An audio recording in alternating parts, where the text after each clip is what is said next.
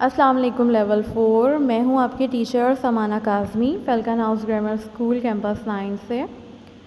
امید کرتی ہوں لیول 4 آپ لوگ بالکل ٹھیک ہوں گے اور اپنا تمام کام مکمل کر رہے ہوں گے. جیسا کہ آپ لوگوں کے پیپر ختم ہو گئے ہیں تو اب لازمی جو کام آپ لوگوں کا رہ گیا ہوگا اس کو پریویس ویڈیوز کے تھرو مکمل کریے. ٹھیک ہے، چلیے آ جائیے پھر آج کا کام ہمارا جو کہ ہمارے میقات آخر کا سبق لاہور کی یادگار عمارتیں، اسی کی ایک مشق ہے جو کہ صفحہ نمبر 100 پر موجود ہے.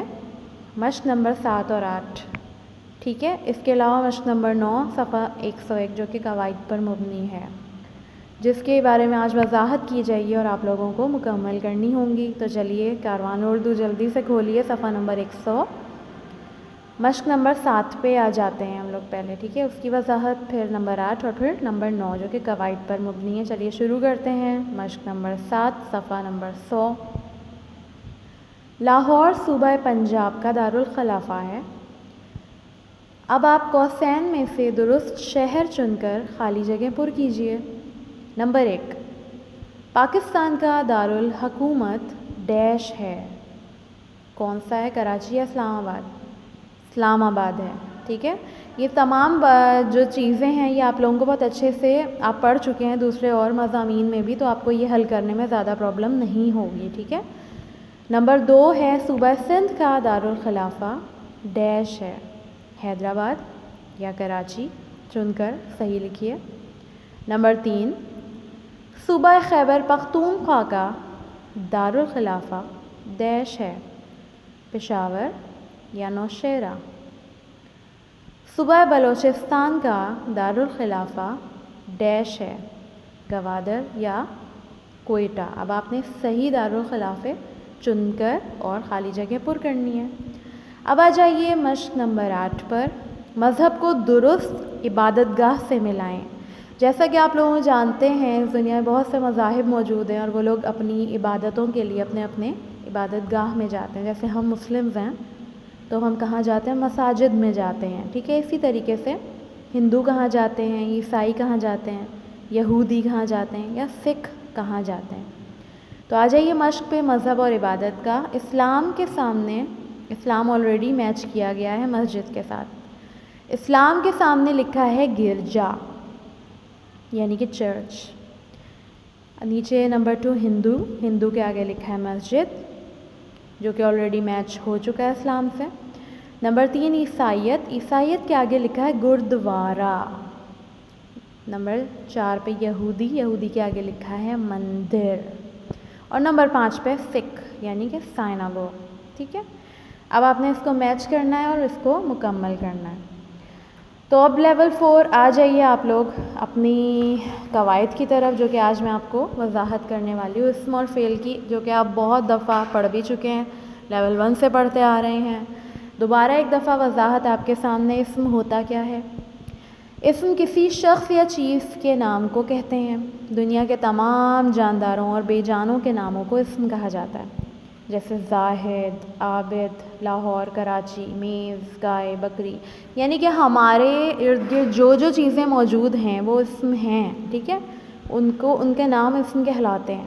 ٹھیک، اب آ جائیے فعل. فعل وہ کلمہ جس سے کسی کام کا کرنا یا ہونا ظاہر ہو وہ فعل کہلاتا ہے. جیسے پڑھتا، بھاگتا، کھاتا، پیتا، دوڑتا، جاگتا، سوتا، یہ سارے کام فعل کہلاتے ہیں. ہم کوئی بھی کام کر رہے ہیں، جیسے میں ابھی بول رہی ہوں، میں آپ کو سمجھا رہی ہوں، تو یہ فعل ہوتا ہے. ٹھیک ہے، تو فعل کو ہم لوگ اس طریقے سے، فعل اور اسم کو ہم لوگوں نے، اگر فار ایگزامپل آپ کے پاس ایک سینٹینس آ رہا ہے اور آپ کو کہا جائے کہ فعل الگ کرو اور اسم الگ کرو، تو ہمیں کس طریقے سے کرنا ہے؟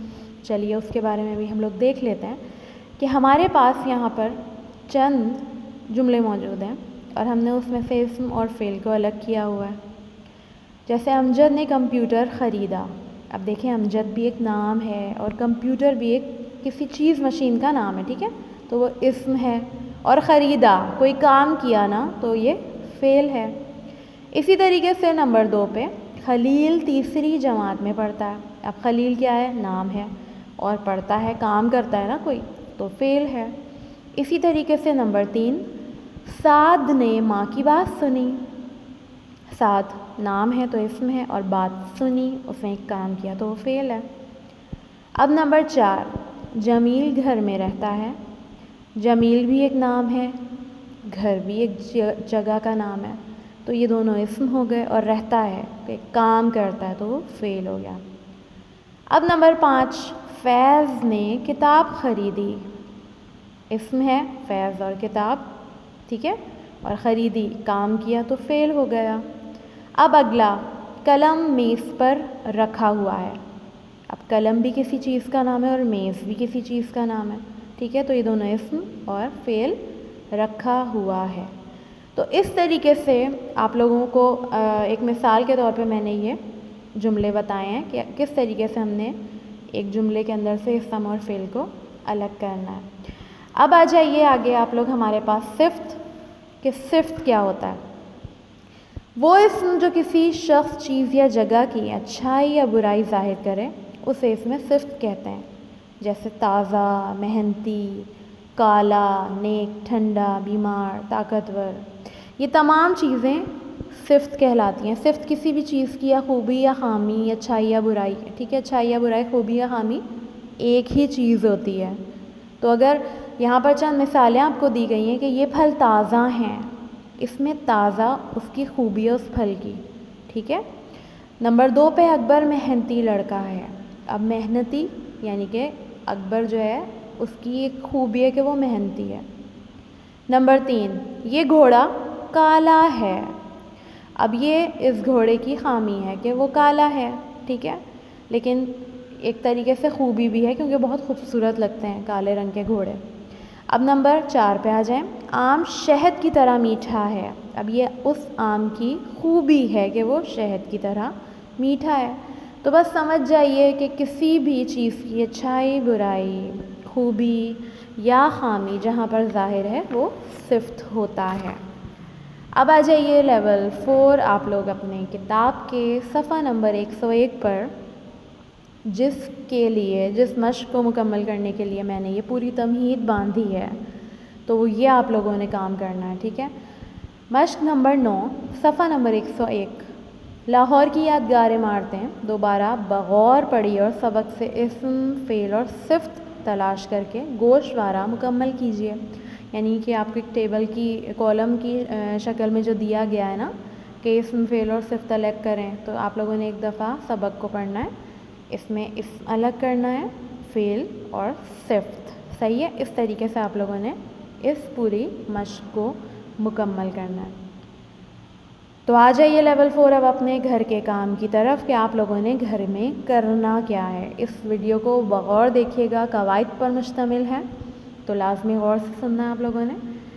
مشق نمبر 7، 8 اور 9 صفحہ نمبر 100 اور 101 پر کتاب میں مکمل کریں. لیول 4 یہ آپ لوگوں کے گھر کا کام ہے. امید کرتی ہوں آپ لوگوں کو سمجھ میں آ گیا ہوگا، لیکن اگر پھر بھی کوئی کنفیوژن ہے تو آپ لوگ مجھ سے زوم سیشن پر پوچھ لیجیے گا، ٹھیک ہے. اپنا خیال رکھیے گا. اللہ حافظ.